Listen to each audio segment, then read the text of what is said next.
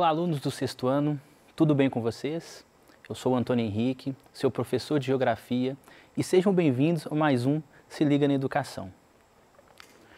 Na aula de hoje iremos falar sobre as representações do espaço geográfico. Esse conteúdo você terá acesso na semana 3 do seu PET 5, tudo bem? E o que é representar o espaço geográfico? O que são essas representações? Essas representações vão buscar a compreensão e também reconhecer as diferentes formas de representar o espaço geográfico. Ou seja, nós estudamos os mapas nas últimas aulas e percebemos que o mapa ele traz uma visibilidade. Mas também existem outras formas, e formas importantes e que também vale a pena serem estudadas para essa melhor compreensão. Então, vamos lá e conhecer essas representações que vocês vão gostar bastante sexto ano. Mas antes de falar diretamente dessas representações, vamos relembrar alguns conceitos importantes que foram estudados nas aulas anteriores. Primeiro, que o mapa é um instrumento utilizado para representar e apresentar os fenômenos que ocorrem no espaço geográfico.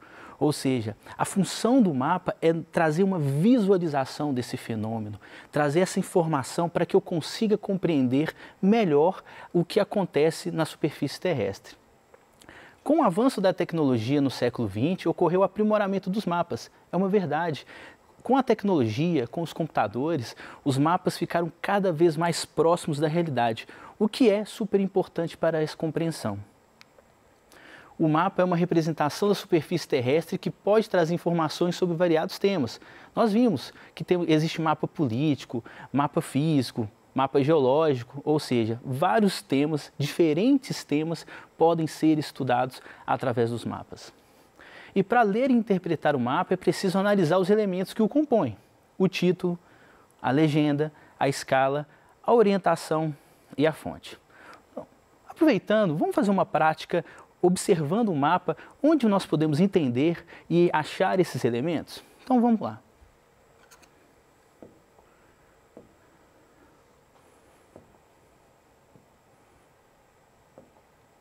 Então, alunos, a primeira coisa é, ao observar o mapa, temos que observar o título. Então, no caso aqui, o título vai ser clima, ou seja, só um instante. O título vai ser clima, então estamos falando do clima. No caso, ao observar o mapa, eu estou verificando que é o mapa do Brasil, então vamos falar sobre o clima do Brasil. Do lado direito do mapa, nós vamos ter o quê? A legenda. Nessa legenda vai trazer todas as informações dos diferentes tipos climáticos que existem no nosso território. Então, primeiro elemento, o clima, o primeiro elemento, o título, o segundo elemento, legenda. Depois nós vamos falar da orientação, que no caso está localizado na parte superior e está indicando a direção norte. Depois vamos verificar a legenda, que está localizada na parte inferior do mapa. E, por fim, vamos verificar a fonte, ou quem produziu esse mapa, que no caso foi o IBGE, através dos seus dados levantados ao longo do tempo. Então percebam que a partir da observação desses elementos, eu consigo identificar quais são as informações que o mapa quer trazer para mim.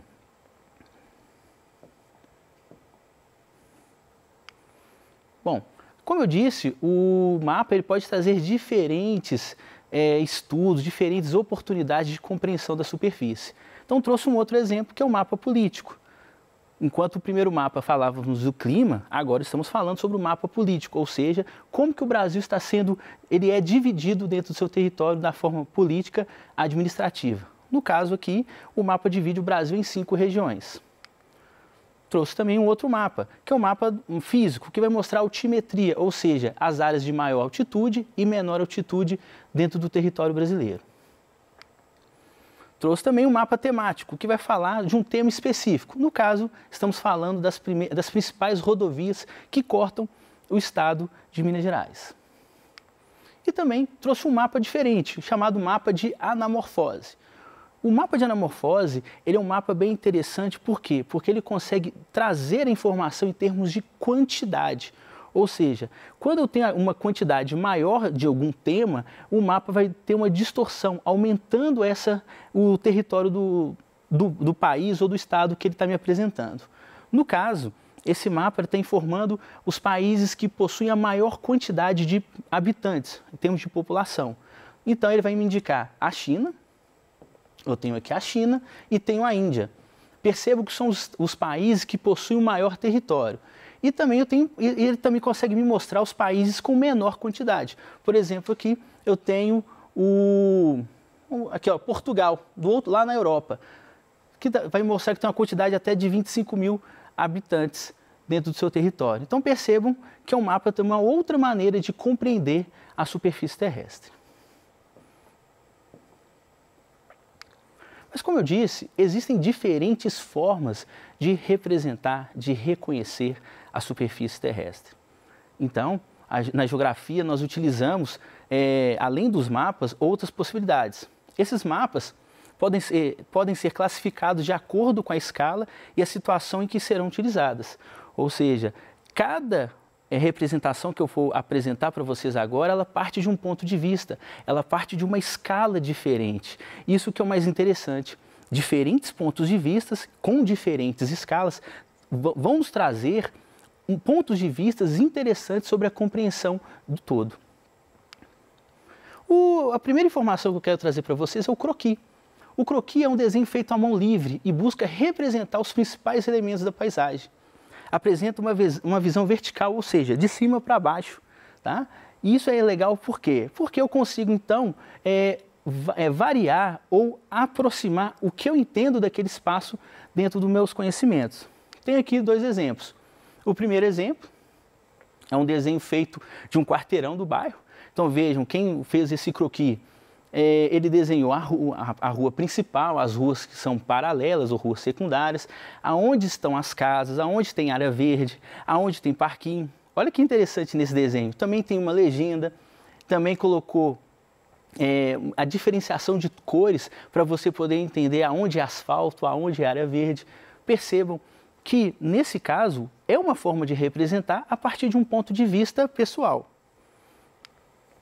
Veja um outro exemplo de um croquis, o quarteirão do bairro. Percebam que, nesse caso, quem produziu o croquis também utilizou de diferentes cores para variar e facilitar o entendimento do espaço geográfico.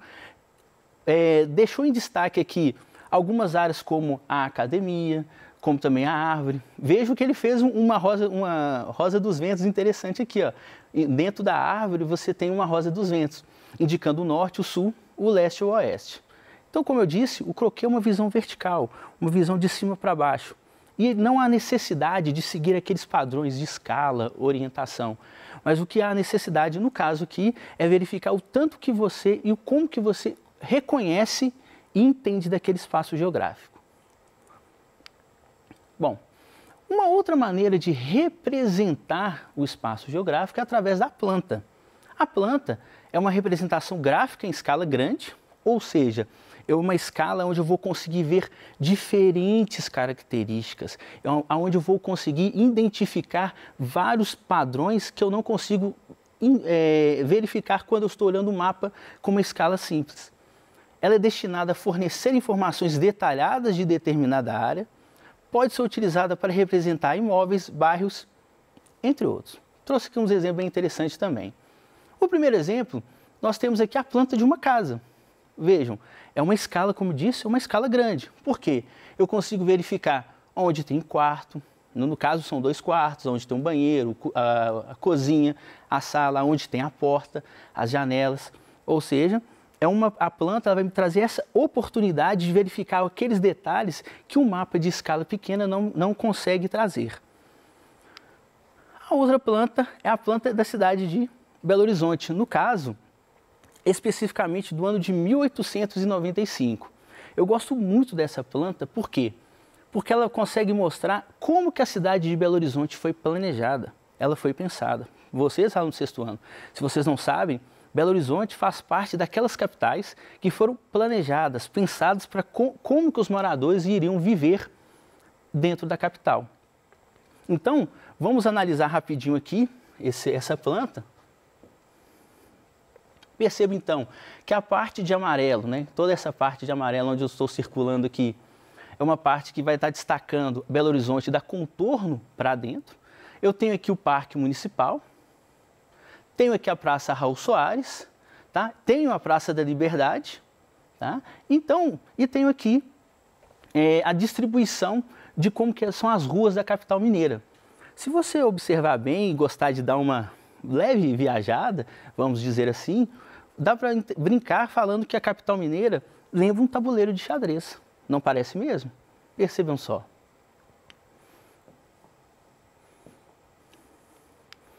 Bom, uma terceira forma de representar o espaço é através da carta.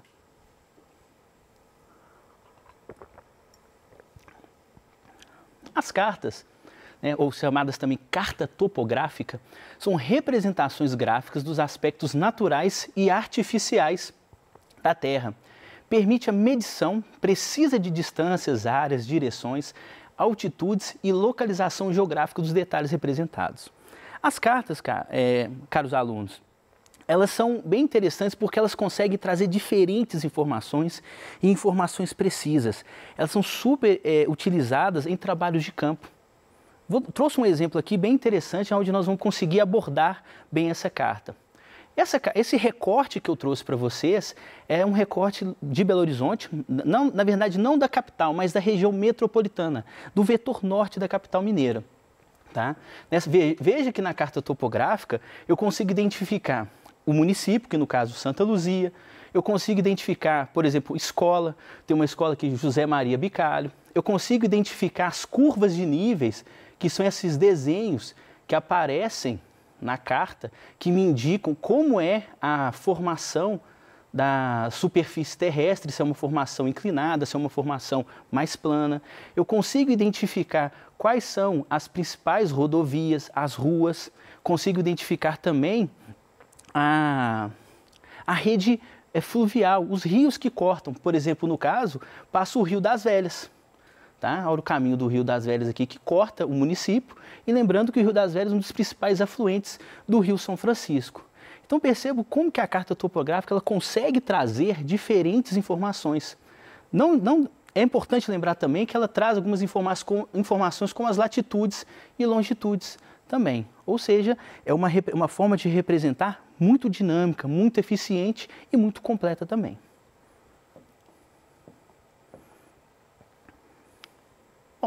Também temos os blocos diagramas. Né? O que são esses blocos diagramas? É uma representação da superfície terrestre em 3 dimensões. Busca apresentar o comprimento, largura e altura da superfície.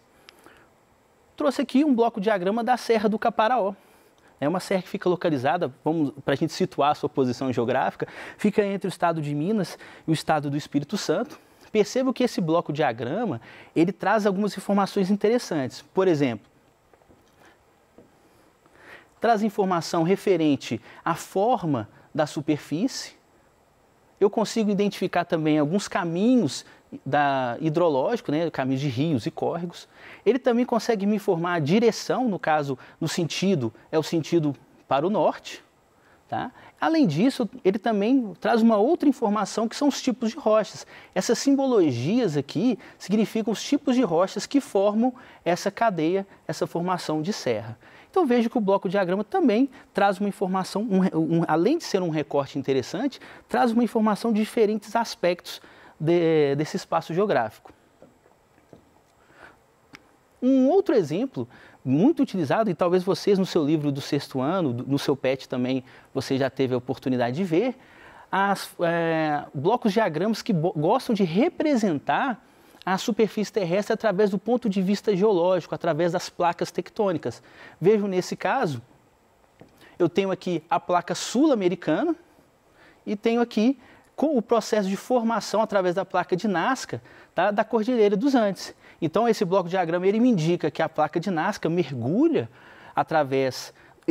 no manto, formando um processo de subducção, e nesse processo eu tenho a formação da Cordilheira dos Andes, que é considerada uma das principais cordilheiras do mundo, e a cordilheira que está localizada na América do Sul.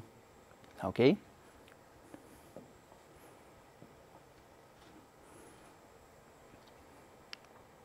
Bom, e uma outra maneira também de reconhecer e de representar a superfície terrestre são através das maquetes.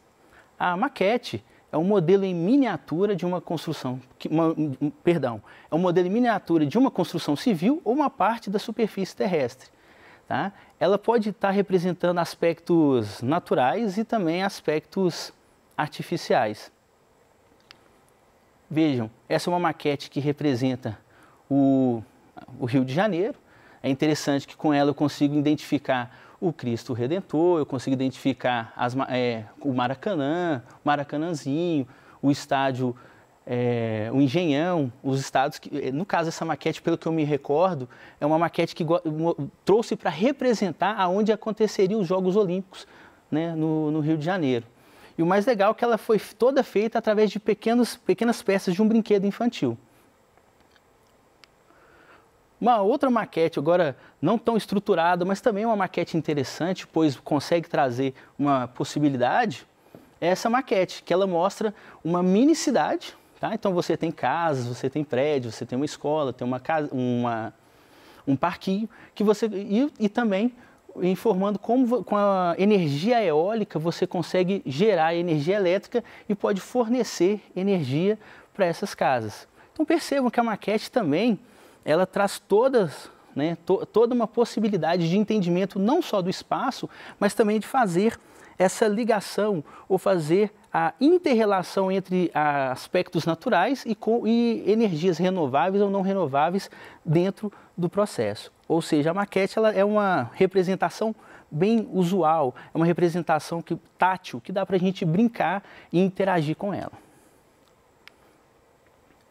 Bom, então alunos, falamos muitas formas de representar a superfície terrestre. Então vamos recordar um pouquinho aqui para a gente estar relembrando e não perder o fio da meada. Então, na aula de hoje aprendemos, primeiro, que os mapas são importantes para visualizar os fenômenos que ocorrem na superfície terrestre. Ou seja, os mapas são super importantes, como eu já disse, para eu conseguir compreender o que está acontecendo. Qualquer alteração que ocorra ao longo do tempo é o mapa que consegue me mostrar o que ocorreu ali. Para compreender um mapa é necessário encontrar os seus elementos. Então, o título do mapa, a legenda, a escala e a fonte são os elementos que auxiliam na interpretação. Caso falte desses elementos, a minha maneira de interpretar esse mapa vai ser um pouco mais difícil. Mas não quer dizer que não tenha jeito. Vai ser mais difícil, mas eu vou conseguir atingir o meu objetivo. Bom, além disso, existem diferentes formas de representar a superfície terrestre. Tá? Essas formas, elas podem ser classificadas de acordo com a escala e a situação em que elas serão utilizadas. Lembrando, falamos aqui do croquis, falamos da carta topográfica, falamos da maquete, falamos dos blocos diagramas, ou seja, diferentes maneiras, e maneiras que podem ser interativas ou não. Então, como disse, croquis, a planta, a carta topográfica, o bloco diagrama e a maquete são os exemplos de diferentes maneiras de representar e compreender o espaço geográfico. Então, alunos, percebam que dá para compreender o espaço geográfico além dos mapas. Dá para conhecer o espaço geográfico além das maquetes, porque existem outras formas de reconhecer. Além disso, também existem as maneiras tecnológicas, que já foi falado aqui em aulas anteriores, que dá para, pelo seu celular ou computador, conhecer diferentes partes do mundo. Então, vão sempre estar buscando essas maneiras para conseguir atingir a compreensão do espaço geográfico. A minha sugestão de sempre é que vocês leiam o conteúdo da semana, aproveitem, pesquisem, façam os exercícios e ligue sempre para a gente pelo nosso Tira Dúvida. É sempre um prazer responder as suas perguntas. No mais, eu deixo aquele abraço e desejo tudo de bom e nos encontramos na próxima aula.